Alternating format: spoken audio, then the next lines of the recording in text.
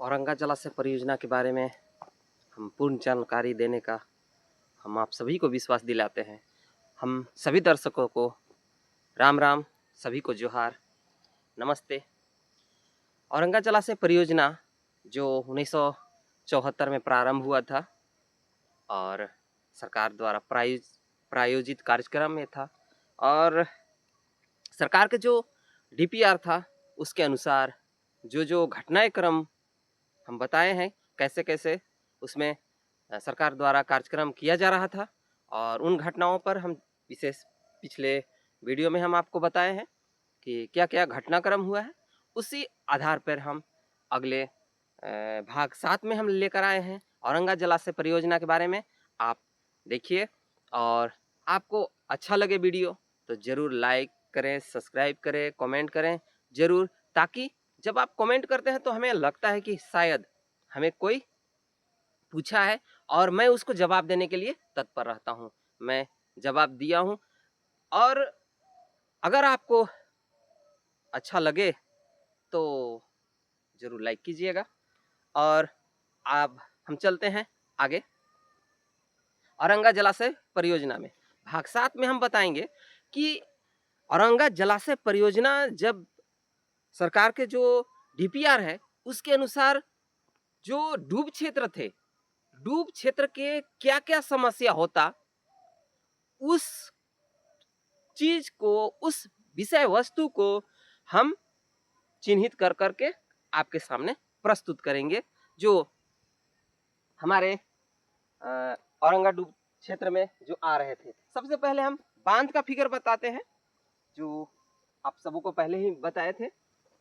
जो नदी था औरंगा नदी, जो लातेहार में है, मैं कई बार इसका वर्णन कर चुका हूं आपको। ये बांध हुआ, बना नहीं था, लेकिन जो डीपीआर में कहा गया था जो बांध है बनाया जाना था, वो बांध को बांधा जाता, यानी तो उसके जो डूब क्षेत्र थे सभी जो हम पहले बताए हैं, इसमें लगभग डूबने वाले 35 गांव थे, जिसमें 32 राजस्व गांव थे और प्रस्तावित जो गांव थे वो सम्मिलित थे। कुल मिलाकर हम 35 गांव बताए थे। तो जो डूब क्षेत्र गांव थे उनमें क्या क्या समस्या होता, मैं उन पर चर्चा करता हूं और उन विषयों पर फोकस करता हूं जो हमारे जो डूब क्षेत्र के गांव है और उनमें क्या क्या समस्या होता, उन विषयों पे हम चर्चा करेंगे। सबसे पहले 1974 में बताया था, 1974 में बताया था कि ये कार्यक्रम संचालित हो गया था सरकार के द्वारा, सिंचाई विभाग के द्वारा। 1980 के दशक में पूरे डूब क्षेत्र के जितने भी लोग थे उनको सभी प्रकार से, जितने भी सरकार द्वारा जो लोगों को सेवाएं दिए जा रहे थे, लोगों को मदद किए जा रहे थे, यानी कि जो भी कार्य था सरकार को, वो सरकार के द्वारा बंद करा दिया गया। कोई भी सेवा नहीं दिया जाएगा। यानी कि जैसे हम उस समय भी जन वितरण प्रणाली होगा, उसको सेवाएं बंद कर दिया गया। जमीन संबंधित कोई भी कार्य हो वो बंद कर दिया गया। यानी कि 1980 में जितने भी डूब क्षेत्र के गांव थे उनको सरकार द्वारा जो भी सेवाएं दी जा रहे थे गरीबों को, वो सेवाएं बंद कर दिया गया। सभी को राशन पानी दाना, जो पहले मिट्टी तेल मिलता था, गरीबों को जो सेवाएं मिलते थे जन वितरण प्रणाली से, सभी सेवाएं बंद कर दिया गया। क्यों? क्योंकि ये अब डूब क्षेत्र में आएगा। डूब क्षेत्र के लोगों को कोई भी सरकार द्वारा सुविधा नहीं दिया जाएगा, क्योंकि अब ये बांध बनाने वाला है और यहाँ के लोग डूबेंगे, और जब डूब जाएंगे, यहाँ के जमीन डूब जाएगा, यहाँ के लोग सब विस्थापित हो जाएंगे, तो फिर उनको देने से क्या फायदा है। ये 1980 में सभी सेवाएं सरकार का बंद कर दिया गया। अब ये पहला पॉइंट है। दूसरा पॉइंट में हम लोग आते हैं कि जितने भी डूब क्षेत्र में जमीन थे, कृषि योग्य जमीन थे, कृषि योग्य जमीन क्या हो जाएंगे, डूब जाएंगे। तो 32 जो गांव थे कृषि योग्य, ये जो धरती है पलामू और लातेहार की जमीन, वो अधिकतर कृषि प्रधान जो जिला है वो कहा जा सकता है। ज्यादातर यहाँ पे दलहन खेती होता है, तिलहन खेती होता है और दहान का खेती होता है। तो इसी पे यहाँ के लोग टिके हुए हैं। तो ये डूब क्षेत्र हो जाता तो हमारा कृषि योग्य भूमि रहेगा ही नहीं, तो फिर हम उस पे क्या फसल उगा सकते हैं, नहीं उगा सकते हैं। तीसरा हम लोग चलते हैं, हमारे जो भी लोग हैं यहाँ पे, गांव है जो 35 गांव है, वो सभी लोग क्या होंगे, विस्थापित हो जाएंगे, विस्थापित होंगे, विस्थापित होंगे। सरकार का कोई योजना नहीं था कि ये पुनर्वास किया जाएगा, ये या सुविधा दिया जाएगा, आपको घर दिया जाएगा, आपको जमीन दिया जाएगा, आपको बसाया जाएगा, आपको सिस्टम के थ्रू उन लोगों को जमीन दिया जाएगा, ऐसा कोई प्रावधान नहीं था। आगे हम चलते हैं,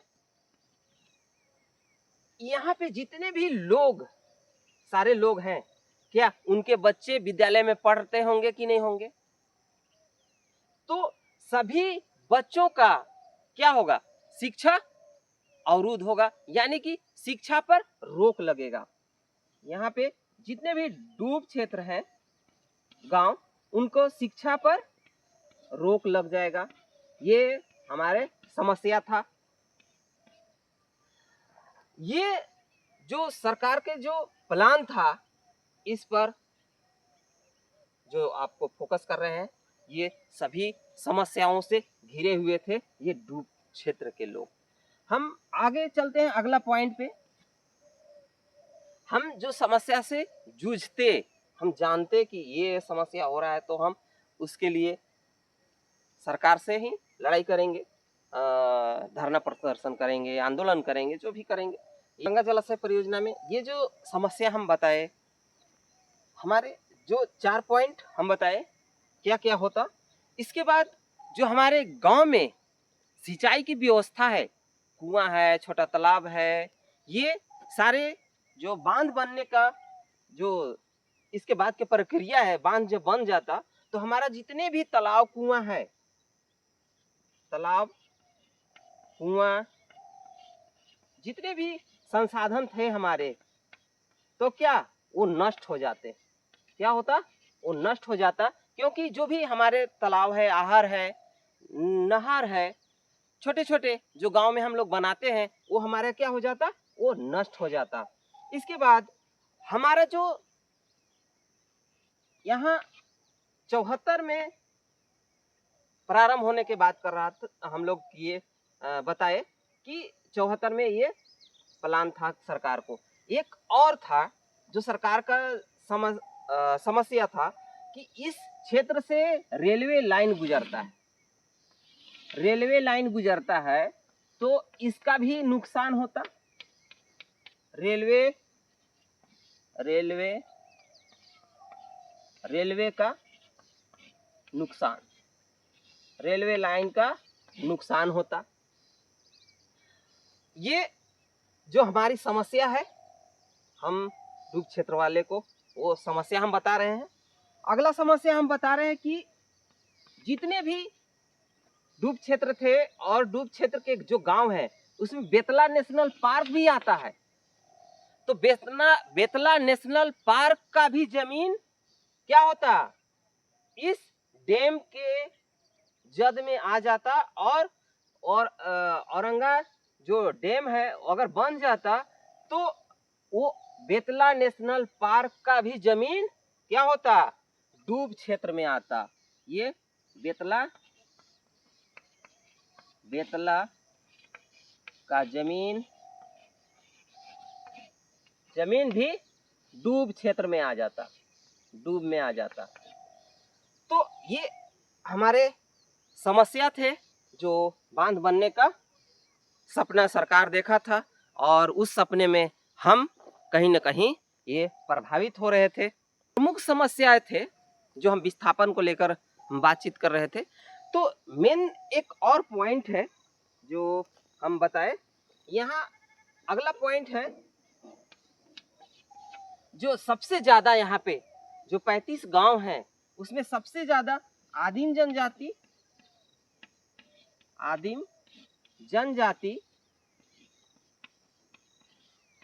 आदिवासी,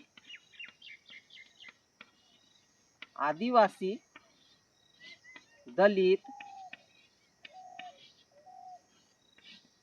पिछड़ा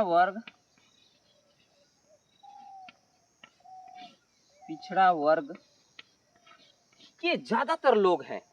ये क्षेत्र जो हम बताए 35 गांव, सतबरवा प्रखंड हो, मनिका प्रखंड हो, बरवाडी प्रखंड हो, ये मनिका और बरवाडी प्रखंड का जो हम गांव बताए वो लातेहार में पड़ता है। सतबरवा के जो भी गांव पड़ता है वो मुख्यतः जो बकोरिया पंचायत और रबदा पंचायत हम बताए थे।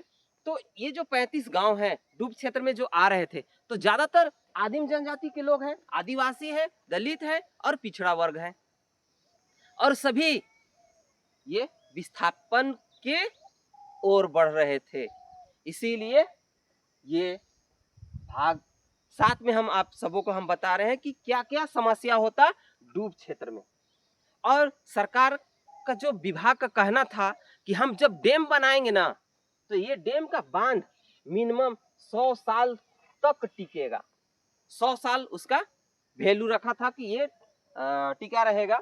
अब 100 साल में सोच लीजिए कि इसका उम्र रखा था बांध का, तो क्या 100 साल में क्या ये भरता नहीं क्या? इधर से नदी है, छोटे छोटे नाले हैं, बहुत सारे हो जाते, तब डूब क्षेत्र में धीरे धीरे इसका और क्षेत्रफल बढ़ता। यानी कि जब ये डैम यानी कि पूरे बालू से मिट्टी से भरता तो धीरे धीरे पानी का फैलाव होता। और 35 गांव तो अभी थे, 35 गांव अब थे, लेकिन धीरे धीरे ये गांव और बढ़ते जाता और धीरे धीरे लोग और पलायन करते। यहाँ तक आज हम डूब क्षेत्र के समस्याओं के बारे में चर्चा किए हैं भाग 7 में। अगले भाग में हम बताएंगे सिंचाई विभाग का संरचना कैसे हुआ, सिंचाई विभाग क्या क्या काम किया, और सिंचाई विभाग की स्थापना तुमगड़ा में जो हुआ था वो कब हुआ, कैसे हुआ, इस पर हम सभी विषयों पे चर्चा करेंगे। तब तक के लिए सभी को नमस्कार, जोहार, राम राम।